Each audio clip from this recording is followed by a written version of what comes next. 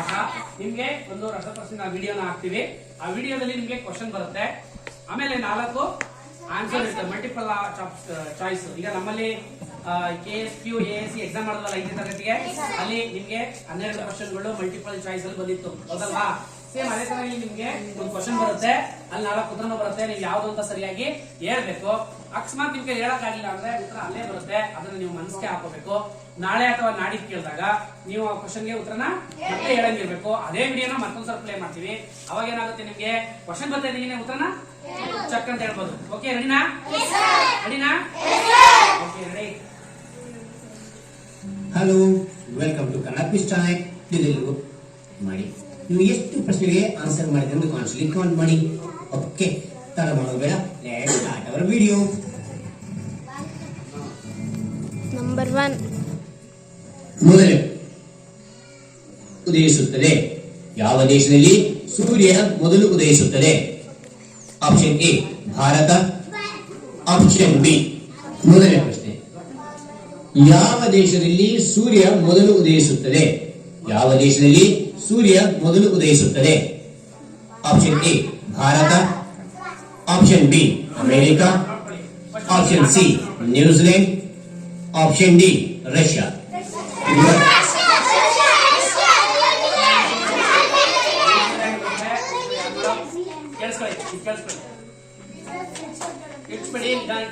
Time starts now.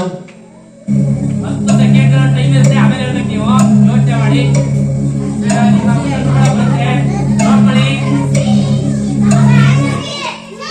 Okay, ಇದಕ್ಕೆ ಸರಿಯಾದ ಉತ್ತರ option C New Zealand. Option C New Zealand.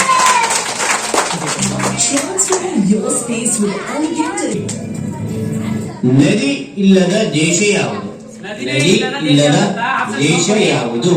Option A Saudi Arabia, option B Germany, option C Italy, option D Pakistan. Saudi Arabia sir, Saudi Arabia.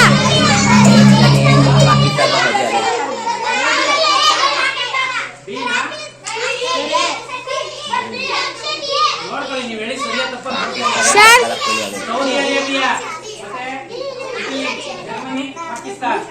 So ಇದರಲ್ಲಿ ಯಾವ ದೇಶದಲ್ಲಿ ನದಿನೇ ಇಲ್ಲ ಅನ್ನೋದು.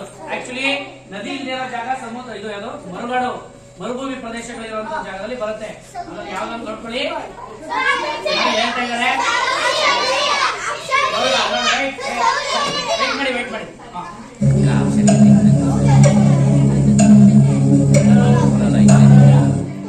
ಇದಕ್ಕೆ ಸರಿಯಾದ ಉತ್ತರ ಸೌದಿ ಅರೇಬಿಯಾ.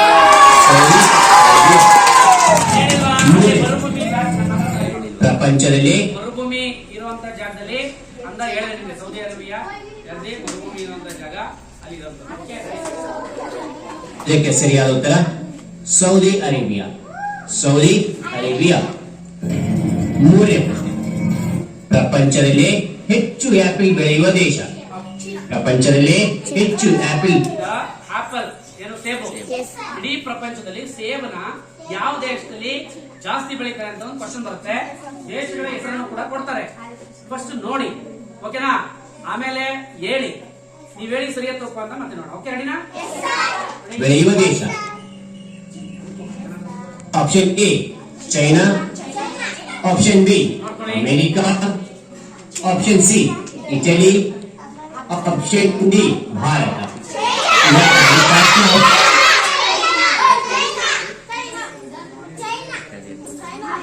ಈಗ ನೋಡಿ, ಈಗ ಪ್ರಪಂಚದಲ್ಲಿ ಹೆಚ್ಚು ಆಪಲ್ ಬೆಳೆಯುವ ದೇಶ ಚೈನಾನ, ಇಟಲಿನ, ಅಮೆರಿಕ, ಭಾರತನ ಅಂತಿದೆ. ಕೇಳಿಸ್ಕೊಳ್ಳಿ, ನೀವೆಲ್ಲ ಚೈನಾ ಅಂತ ಹೇಳಿದ್ರ ಕರೆಕ್ಟ್ ಆಗಿ ಉತ್ತರ ಬರ್ತಾರೆ.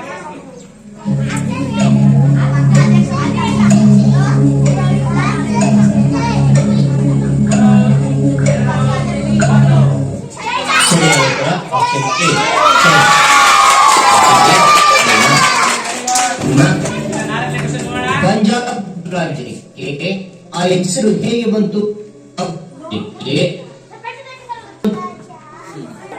ನಮ್ಮ ದೇಶದ ಒಂದು ರಾಜ್ಯ ಪಂಜಾಬ್ ಅಂತ ಕರೆಯೋದಕ್ಕೆ ಏನ್ ಕಾರಣ ಅಂತ ಹೇಳಿ ಹೇಳ್ತಾರೆ.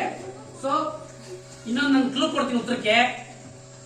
ಪಾಂಚ್ ಪಾಂಚ್ 5. ಅದನ್ನ ಗಮನಿಸ್ಕೊಳ್ಳಿ, ಉತ್ತರ ನಿಮ್ಗೆ ಬರ್ಬೋದು. Okay ready? ಆಪ್ಷನ್ ಎ ಕೋಟೆಗಳಿಂದ, ಆಪ್ಷನ್ ಬಿ ನದಿಗಳಿಂದ, ಆಪ್ಷನ್ ಸಿ ಬಟ್ಟೆಗಳಿಂದ, ಆಪ್ಷನ್ ಡಿ ಅಲ್ಲಿಯ ಆಚಾರಗಳಿಂದ. Your time starts now.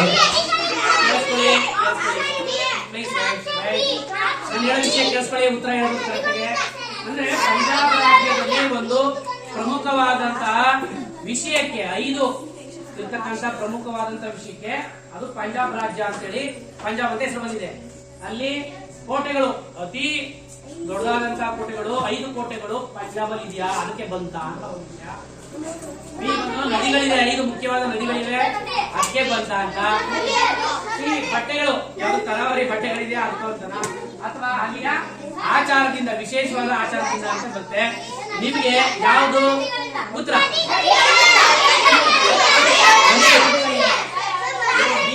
ಆಚಾರದಿಂದ ಅಂತಾರೆ. ಆಚಾರ ಅಂದ್ರೆ ಅಲ್ಲಿ ಏನೋ ಬೇರೆ ಬೇರೆ ತರದ ಒಂದು ವಿಶೇಷವಾದಂತ ಒಂದು ಸಂಪ್ರದಾಯಗಳಿಂದ ಮಾಡುವಂತ ವಿಷಯ ಬರುತ್ತೆ.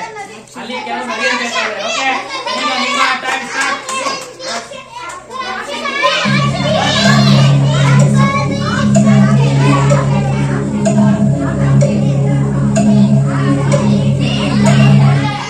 ಸರಿಯಾದ ಉತ್ತರ ಆಪ್ಷನ್ ಬಿ. ಆ ಕಡೆ ಬ್ಯಾಟ್ನವರಿಗೆ ಕರೆಕ್ಟ್ ಉತ್ತರ ಬಂದಿದೆ. ನೀವು ಹೇಳಿದ್ರ ಅವ್ರು ಹೇಳುದು. ಪಂಜಾಬ್ನಲ್ಲಿ ಪಂದಿಶ್ ಎಂದರೆ 5 ಎಂದರ್ಥ. ಪಾಂಚ್ ಅಂದ್ರೆ ಅಂಬ್ ಅಂದ್ರೆ ನೀರು ಎಂದರ್ಥ. ಆ ರಾಜ್ಯದಲ್ಲಿ 5 ನದಿಗಳು ಇರುವುದರಿಂದ ಆ ರಾಜ್ಯಕ್ಕೆ ಪಂಜಾಬ್ ಎಂದು ಹೆಸರು ಬಂದಿತು ಅಂತ ಹೇಳಲಾಗ್ತದೆ. ರೈಟ್? ಭಾರತಕ್ಕೆ ಅಮೆರಿಕಾಗೆ ಎಷ್ಟು ಸಮಯ ವ್ಯತ್ಯಾಸವಿದೆ? ಭಾರತಕ್ಕೆ ಮತ್ತು ಅಮೆರಿಕಾಗೆ ಎಷ್ಟು ಸಮಯ ವ್ಯತ್ಯಾಸವಿದೆ? ಇಲ್ಲಿ ನಮ್ಮ ದೇಶದಲ್ಲಿ ಈಗ 11 ಗಂಟೆ 15 ನಿಮಿಷ ಆಗಿದೆ. ಅಮೆರಿಕದಲ್ಲಿ ಎಷ್ಟು ಗಂಟೆ ಆಗಿರುತ್ತೆ ಅಂತೇಳಿ ಒಂದು ಟೈಮ್ ನ ವೇರಿಯೇಷನ್ ಅದಕ್ಕೂ ಇದಕ್ಕೂ ಎಷ್ಟು ಅಂತೇಳಿ. ನಮ್ಮ ಟೈಮ್ ಕರೆಕ್ಟ್ ಆಗಿ 24 ಗಂಟೆನೆ. ಆದ್ರೆ ನಮ್ಮ ಭಾರತ ದೇಶದಲ್ಲಿ 11 ಕಾಲ ಆಗಿದ್ರೆ ಇದೇ ಟೈಮು ಅಮೆರಿಕದಲ್ಲಿ ಎಷ್ಟು ಗಂಟೆ ತೋರಿಸ್ತಾ ಇರುತ್ತೆ. ಯಾಕೆಂದ್ರೆ ಸೂರ್ಯನ ಒಂದು ಚಲನೆ ಇರುತ್ತೋ, ಮತ್ತೆ ಭೂಮಿಯ ಚಲನೆ, ಭೂಮಿ ಸೂರ್ಯನ ಸುತ್ತಾ ಇರೋದ್ರಿಂದ ಬೆಳಕಿನ ಕಿರಣಗಳು ಅದು ಯಾವ ಪ್ರದೇಶದ ಮೇಲೆ ಬೀಳುತ್ತೋ ಅಲ್ಲಿ ಬೆಳಕಾಗಿರುತ್ತೆ. ನೆರಳು ಯಾವ ಕಡೆ ಬಿದ್ದಿರುತ್ತೋ ಕಟ್ಟೆ ಆಗಿರುತ್ತೆ. ಹಾಗೆ ಅದರ ಒಂದು ಬೆಳಕಿನ ಪ್ರಭಾವದಿಂದ ನಮ್ಗೆ ಟೈಮು ಒಂದೊಂದು ದೇಶದಲ್ಲಿ ಒಂದೊಂದು ತರ ತೋರಿಸ್ತಾ ಇರುತ್ತೆ. ಅದಕ್ಕೆ ಕಾರಣ ಏನಂತಂದ್ರೆ ಭೂಮಿಯ ಚಲನೆ ಮತ್ತೆ ಸೂರ್ಯನ ಬೆಳಕು. ಏನು ಪ್ಲೀಸ್? ಓಕೆ, ಈಗ ಆಪ್ಷನ್ ಎ 8 ಗಂಟೆ 30 ನಿಮಿಷ, ಆಪ್ಷನ್ ಬಿ 10 ಗಂಟೆ 30 ನಿಮಿಷ, ಆಪ್ಷನ್ ಸಿ 9 ಗಂಟೆ 30 ನಿಮಿಷ, ಆಪ್ಷನ್ ಡಿ 9 ಗಂಟೆ. Your time starts now. ಅವ್ರು ಹೇಳ್ತಾ ಇದಾರೆ, ಈಗ ಅವ್ರು ಹೇಳೋ ಲೆಕ್ಕ ನಮ್ಗೆ 11 ಕಾಲ ಆಗಿದೆ. 8 ಗಂಟೆ ಡಿಸ್ಟೆನ್ಸ್ ತಗೊಂಡ್ರೆ ಟೈಮು ಏನಾಗಿರ್ತದೆ? ಇಲ್ಲಿ 11 ಆಗಿದ್ರೆ 8ನ ಒಳಗೆ ಹಾಕೊಂಡ್ರೆ ಎಷ್ಟಾಗುತ್ತೆ? 19. 19 ಅಂದ್ರೆ ಎಷ್ಟು ಗಂಟೆ? 12 ಮೈನಸ್ ಮಾಡಿದ್ರೆ 19 12 ಮೈನಸ್ ಮಾಡಿದ್ರೆ 7 ಗಂಟೆ ಅಲ್ವಾ? ಆತರ ಅಂದ್ರೆ ವೇರಿಯೇಷನ್ ಸಿಗುತ್ತೆ. ಬಟ್ ಇಲ್ಲಿ ಎಷ್ಟು ಗಂಟೆ ವೇರಿಯೇಷನ್ ನಮ್ಗೆ ಅವ್ರಿಗೆ 9:30 10:30 9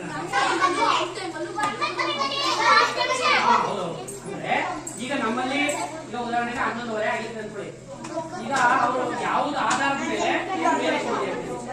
ಓಕೆ, ರೆಡಿ? ನೋಡೋಣ.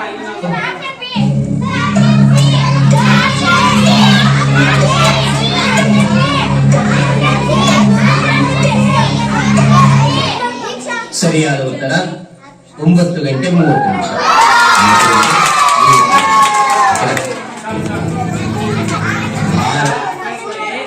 ಈಗ ನಮ್ಮ ಗಡಿಯಾರದಲ್ಲಿ 11:30 ತೋರಿಸ್ತಾ ಇದೆ, ಹೌದಾ? 9:30 ಮುಂದಕ್ಕೆ ಹಾಕಿದ್ರೆ 9 ಗಂಟೆ ಅರ್ಧ 9:30ನ ಮುಂದಕ್ಕೆ ಹಾಕಿದ್ರೆ 11:30 ಪ್ಲಸ್ 9:30 ಎಷ್ಟಾಯ್ತು? 20 ಆಯ್ತು. 21 ಆಯ್ತು. 21 ಗಂಟೆ ಅಂದ್ರೆ 21 ಗಂಟೆಯಲ್ಲಿ 12 ಗಂಟೆನ ಮೈನಸ್ ಮಾಡಿದ್ರೆ 9 ಗಂಟೆ ಸಿಗುತ್ತೆ. ಅಂದ್ರೆ ಇವಾಗ ಅಲ್ಲಿ ಎಷ್ಟು ಗಂಟೆ? ಇದು ರಾತ್ರಿ 9 ಗಂಟೆ.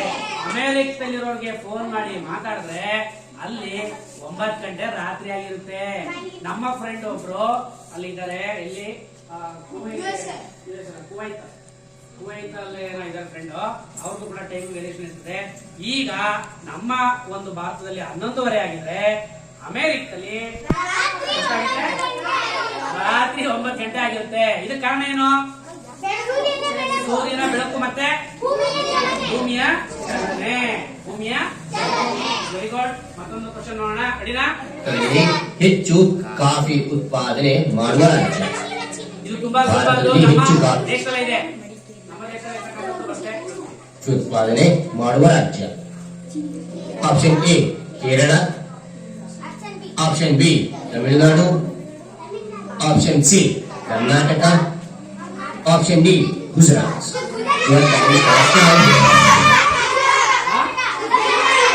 ಕರ್ನಾಟಕನ ಗುಜರಾತ ಇರುತ್ತೆ.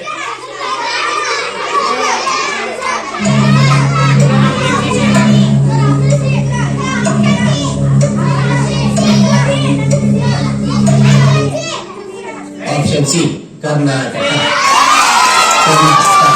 ನಮ್ಮ ಕರ್ನಾಟಕದಲ್ಲಿ ಅತಿ ಹೆಚ್ಚು ಕಾಫಿನ ಬೆಳೆಯುವಂತ ರಾಜ್ಯ Karnataka. Are you preparing for school exams and Olympiad? ದೇಶದ ದೊಡ್ಡ ರಾಜ್ಯ ಯಾವುದು? ನಮ್ಮ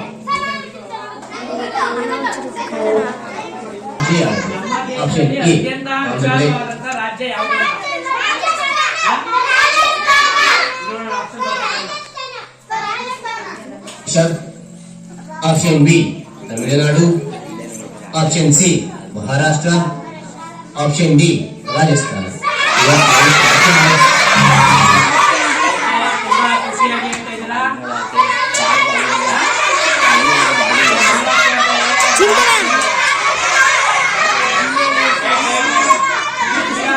ಈಗ ನಿಮ್ಮ time ಚೆನ್ನಾಗಿದೆ.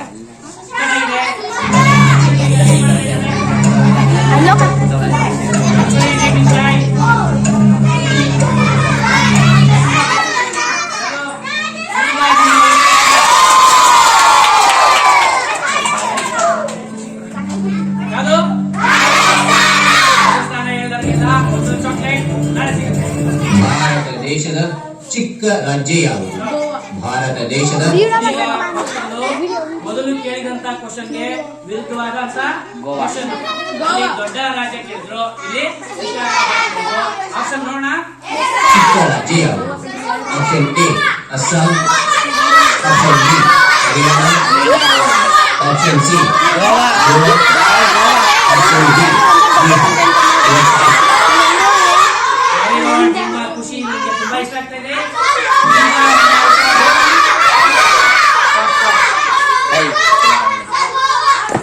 ನಿಮ್ಮ ಉತ್ತರನ ಲಾಕ್ ಮಾಡ. ನಮ್ಮ ಟೆಕ್ನಿಷಿಯನ್ ಈಗ Start now.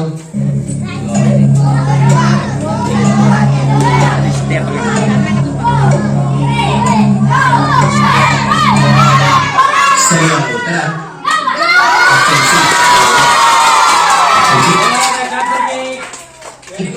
ತುಂಬಾ ಉತ್ತರ ತುಂಬಾ ಚೆನ್ನಾಗಿ ಹೇಳ್ತೀರಾ. ಪ್ರಪಂಚದಲ್ಲಿ ದೊಡ್ಡ ಜೀವಿ ಯಾವುದು? ಪ್ರಪಂಚ ಈಗ ಕೇಳಿಸ್ಕೊಳ್ಳಿ, ಇಲ್ಲಿ ಎರಡರ ಅರ್ಥ ಬರುತ್ತೆ. ದೊಡ್ಡ ಜೀವಿ ಅಂದ್ರೆ ಗಾತ್ರದಲ್ಲಿ ದೊಡ್ಡದ, ಹೈಟಲ್ಲಿ ದೊಡ್ಡದ ಅನ್ನೋದು ವಿಷಯನ ಬರ್ಬೋದು. ಆದ್ರೆ ಬರುವಂತ ಜೀವಿನ ಆಧಾರದಲ್ಲಿ ಗಾತ್ರ ಅಂತ ಹೇಳಿದ್ರೆ ತಪ್ಪಬಹುದು. ದೊಡ್ಡ ಅಂತಂದ್ರೆ ಕೇಳಿಸ್ಕೊಳ್ಳಿ. ಇನ್ನೂ ದೊಡ್ಡ ಬರುತ್ತೆ, ಇನ್ನೂ ದೊಡ್ಡ ಬರುತ್ತೆ. ನಮ್ಮ ಟೆಕ್ನಿಷಿಯನ್ ಆಲ್ರೆಡಿ ಉತ್ತರ ಹೇಳ್ತಿದ್ದಾರೆ. ಹಾಗಾಗಿ ದೊಡ್ಡ ಜೀವಿ ಯಾವುದು? ಆಪ್ಷನ್ ಎ ಸಿಂಹ, ಆಪ್ಷನ್ ಬಿ ಆನೆ, option C option D giraffe.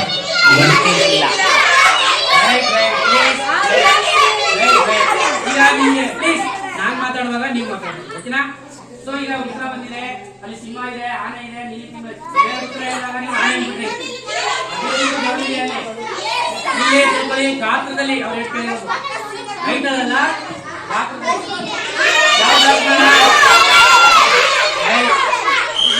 ನೀಲಿ ತಿಂಗಳ ಲಾಕ್ ಮಾಡಲ. ಟೆಕ್ನಿಷಿಯನ್ ಲಾಕ್ ಮಾಡಿದ್ದಾರೆ. Time starts now.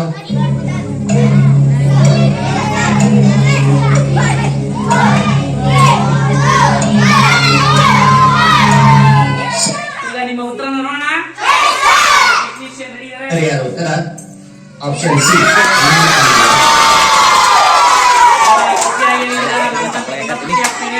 ನಿಮ್ಮಂತ ಸ್ಟೂಡೆಂಟ್ಸ್ ತುಂಬಾ ಆಸಕ್ತಿ ವಹಿಸಿ ಈ ತರ ಇನ್ವಾಲ್ವ್ಮೆಂಟ್ ಆಗಿರೋದು ನಮಗೆ ಖುಷಿ ತಂದಿದೆ. ಈ ಒಂದು ರಸಪ್ರಶ್ನೆ ಕಾರ್ಯಕ್ರಮ ಇನ್ನೂ ಮುಂದುವರಿತದೆ. ಈಗ ಹೆಲ್ಪ್ ಮಾಡ್ತಿದ್ದಾರೆ. Okay ready. ಆಪ್ಷನ್ ಸಿ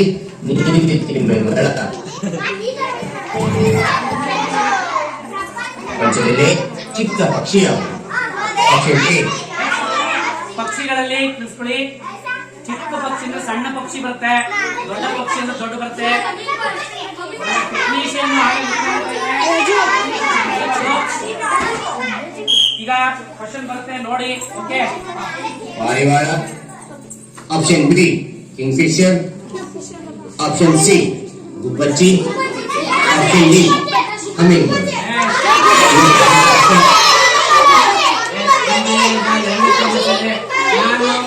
ನಾವು ಮಾತಾಡುವಾಗ ನೀವು ಮಾತಾಡ್ಬೋದು. ಓಕೆನಾ? ಹಮ್ಮಿಂಗ್ ಬರ್ಡ್ ಗುಬ್ಬಚ್ಚಿನ ಅನ್ನೋದಕ್ಕೆ ಲಾಕ್ ಮಾಡ್ಬೇಕಂದ್ರೆ ಯಾವ್ದು ಲಾಕ್ ಮಾಡಿ? ಹಮ್ಮಿಂಗ್ ಬರ್ಡ್ ಲಾಕ್ ಮಾಡಿದ್ದಾರೆ. ನೋಡೋಣ.